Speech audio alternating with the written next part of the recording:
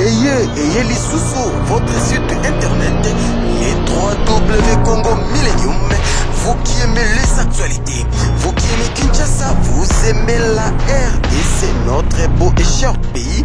Vous voulez être au bain, dans le bain, et vivre tout ce qui se passe à Kinshasa en temps réel, et ne pas être en retard. Congo Millennium a mis à votre disposition pas mal des émissions politiques, culturelles, musicales, et pourquoi pas des émissions sportives, avec sa grande équipe Congo Millennium, une église au milieu du village. Internautes, vous qui nous suivez sur les www.congomillennium.com, c'est votre émission qui est une réalité qui est présentée par votre humble serviteur Bello Belkam. N'est-ce pas une réalité qui est sur le terrain. Si Malabiso, Bomoni drapeau, il y a 2 CMP, Zéli pour la qui sait directement que la grande famille vert blanc et ça en deuil. La grande équipe d'Imana, la grande équipe de DCMP, au débat à la combo Imana, et ça en deuil, Imana DCMP, Baouti Bongo ko perdre, Moko Yaba cofondateur na bango, Moko Yaba Oyoba, spécial pendant le Boko Makasi, Yaba Oyoba Salamingi, Polelo, Imana wana, Ekoma, le Lengue, Ekoma Lelo, et Mowe Ito Moto à Tikibiso, et Zeli Bongo, Oyoto Bengaki na combo ya Maître Toro, là présentement tous allez na Yolo Kapé, là na résidence ya Maître Toro, ou Pesika, Matanga na Zeli Kusalema, kasi Tokosuka na Malobate, Tokokota Penza Malembe Tina Kati, ou Pesika famille ya Maître Toro, Baswami, Kutomika Kosolo na famille ya Maître Toro sur la mort ya Maître Toro et la suite, pour qu'on a toujours na Kati ya Congo Millennium. Tous les la famille vert blanc, Basa en deuil, Derun Club Motema Pembe Imana, à perdre. Moko ya bapilier na ye, moko ya cofondateur na ye, moko ya bato basala mingi bapesa mingi pour l'existence na ye. Toza wana na résidence ya Maître Toro, tozo kusana malembe, to meka kotambusa micro, ba ndeko bazalaki ensemble na Maître Toro, bato bakivaki na ye ensemble, bangonde bakomeka kosalisa biso mokie qui est Maître Toro et salami ndenge nini pour lelo Maître Toro atika moki na biso ya lelo. Mbote maman. Mbote maman. Mbote papa. Tokuti en résidence à Maître Toro, tokuti portail ezaya kufungoma munene, likambo nini ezao? Likambo ezali awa Maître Toro akufaki. Akufaki Maître Toro abelaki ezalaki ndenge nini? Bon, Maître Toro ya liboso asambuta mutu ya mibale, tension ezalaki kotungisa ye. Tension ezalaki kotungisa ye? Azomela bakisi, azopike bakisi, azomela bakisi. Ça umeli ntango molai na maladi?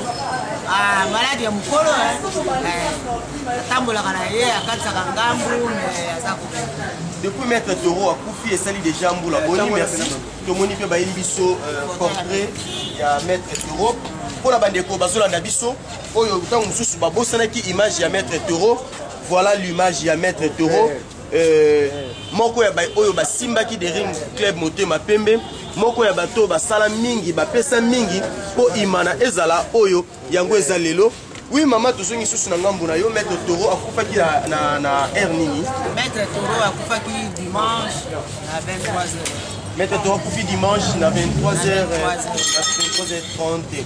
Et maintenant bana Kinshasa, bana poto bana mobimba baza na posa koyeba lolenge nini ba préparatif ya matanga mozali koleka et puis famille sentiment nini besoin nango penza na motema. Bon ngala zali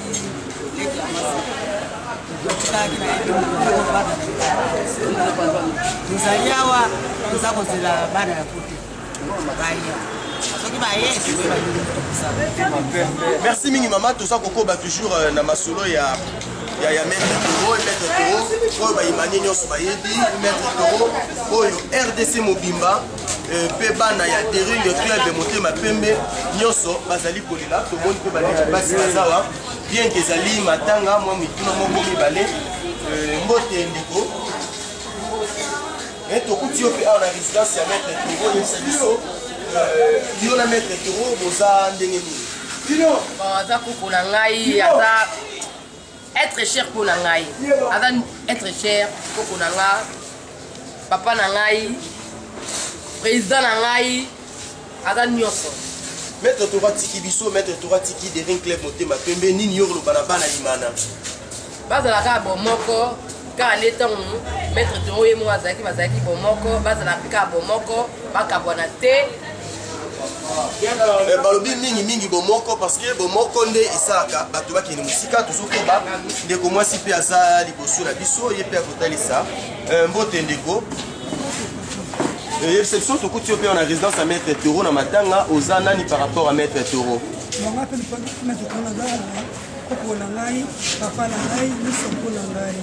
maître toro atiki biso bana congo atiki bana imana nini yo koloba na Daring Club Motema Pembe par rapport à liwa ya maître toro non na yesu bataimana kaka papa toro azalaki moto aliaki bomoko alingai séparation te bango mpe te batikali toujours batambola kaka na likambo moko ya papa toro alingaki ke bango nyonso bazala eloko kaka moko.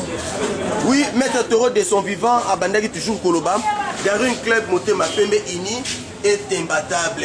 Et biso nyonso tokosouhaitaka toujours cette unité, que cette unité reine, que cette unité persiste, que cette unité continue Daring Club Motema Pembe musika to bango moke libanda to mikotambusa pe mikopa baimanie bana imana et surtout bango nde babungisi mpenza cofondateur ya la grande club oyo bango basokinaka toleka nde tolobaki tozotambusa micro bana imana bakoloba bana imana repse biso surtout lolenge nini bazalaki kovivre na maître toro tomoni mpe bana quartier bana yolo bana dalas bazawa ya pusana opesa mwa makanisi na yo ya pusana. Bonjour Ndeko. Bonjour grand journaliste. Nous allons présenter. Pourquoi ici Baoba na katia. Beto lelera papa we ma puisque papa we mama oya kufio. Munene. Facile. Bino koza bana yolo kozala ko vivre ndenge ni na maître toro. Vous allez bien papa la biso. Ya kolia pesa biso chaque mois chaque année tole marakutu te. Omona mesa ya Daring. Tona mesa oyo pe mesa imana. Ye muta saliselanga mesa oyo mona to. Nini yo koloba na bana imana? Nini na koloba bana imana. To salara nde to salara imane banzana te. Esalara ndenge esalaka. Nini oloba ezate. Mais eloko moko basalaka eza te. Wana banani susu wana. Bajouer. Bayaka na bango bale meloko te. Bale meloko moko basalaka eza te. Awa siko papa toro atiki biso. Bana nyonso balobi yango na ba TV. Bango baya kobeta bale eloko basalaka eza te. Balobi wana eza boyikanda lobi. Balobi mokili mobimba. Balobi bazoya meloko te. Ya pusana. Soit chama baloba yango. Soit bana yolo, baloba yango. Baloba yango basala baloba te. Soto abana fe imana na fe zeloko moko. Ayo sa fe tripe me yoko lela mwana wele la papa na biso. Biso wana ni vita biso. Papa na biso yo lobe na numéro 1. Vita pamba vito bakomi mwindu le mobimba. Batika biso tole la papa na yo. Te ya pamba vita. La papa biso. Ayo ni maître toro bale na yolo. Te ya pamba omi vita bena. Obana ibengia. Ouais, obana ibenge, parmi na bana ibenge, na bana imana biso ne sosi ya imana to la renaissance kasi bobo ina bino bana renaissance kaka imana vita. Est-ce que mwono mabi mwindu vita? Ya ndenge tolo bana bino eza masolo ya Congo Millennium, eza masolo ya réalité, ezali bongo réalité ya maître toro, eza juste moi flash eloko moko te. Nde toyebela bataleli yango. tomoni bino mpe na kati ya yelo na Dallas liwa maître toro elobeli bino nini esali bino ndenge nini? liwa ya papa toro etaki ancien dirigeant ya club na biso de SMP. toza vraiment na souci ya kolela papa. C'était papa akadre bana ebele même aussi biso bachofa na kati ya kapela parce que biso toza bachauffeur tozalaka tokombaka kimwenza wangata tosukaka toujours epa papa toro etaki naza fekli bien nakumisaka vivita naza supporter ya vita naza na souci ya kolela papa toro papa ya bana ebele.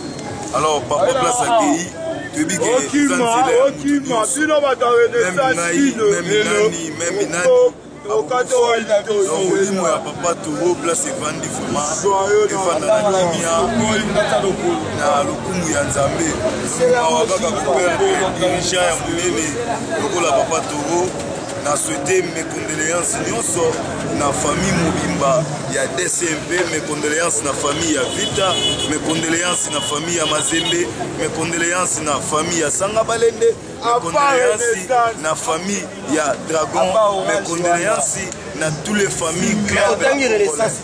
On a un grand supporter dans la Renaissance, c'était parce que les équipes de ça étaient un pécuniaire.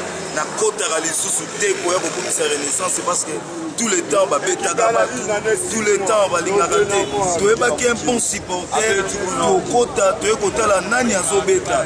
C'est bon ya balobi eza masolo maître Toro ndeko pe azali likambo koloba kusana mbote ya tokuti yo mpe na kati ya yelo na Dallas, c'est toujours masolo maître Toro yebisa biso bino bovivaki mingi na maître Toro azalaki ndenge nini.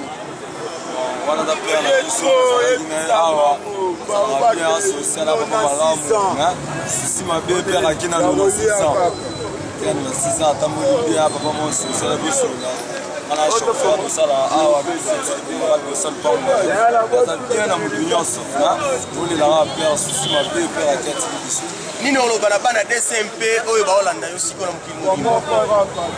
Après ça va ba ba moto ba ça va ni ça la biso mo bon quand on va faire chose ensemble na ba jouer na biso na ba supporter avec club ba moto ba za a puis ba mo na balobi même bana fait abi ba koti masolango parce que maître Toro azalaki kaka ya bana imanate vite imana déjà c'est comment on loko moko kutekila mambo tendeko mbote papa to bungisi maître Toro nouvelle ngo na yolo esibino ndenge nini. Bon maître Toro azaka ya imanate maître Toro azaka ba équipe nyos ba équipe nyos doit RDC na ba équipe nyos tu Afrique. Pour le moment toujours la paire tala kaka paire aza mwana yolo ya mabele. Donc papa bandina biso miketi omoni akomi lelo toujours la na espoir bien bana pe ya nyos bana ba équipe nyos tu eza na RDC baya na kimia nyos tu la papa na ndenge sengeli papa zaki mutakimia pe mutabati. Donc tout ça na posa ba loyenge teswe na mobulu oyebi ke l'état ye moko sa musala na oya ya pe pusela pesa maloba maître Toro liwa na ye yo attend que moi na yolo moi na Dallas pe de ringmen et ça lion ndenge ni na motema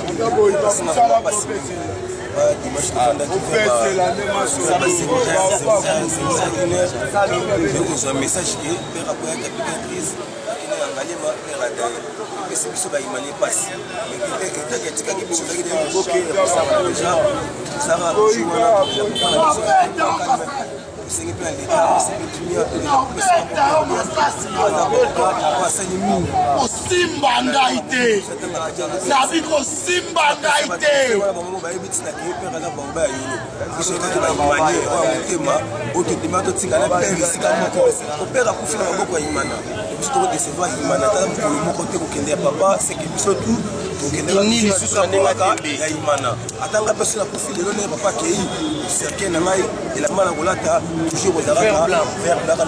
balobi eza masolo vert blanc keba makambo bakifiti eza nango na sensité eza nango te konga naza boye eza makambo ya maître Toro asali mingi maître Toro akufi na âge moko très avancé nga na koloba eza nangaka eza bapreuve ezolakisaki moto azalaki motu ya malamu tomonaka bayaya bakendaka ya show ayebelaki ye en tout cas bino bomesala na biso reste toujours branché bokozwaka toujours masolo ya baobsèque ya maître Toro comme d'habitude.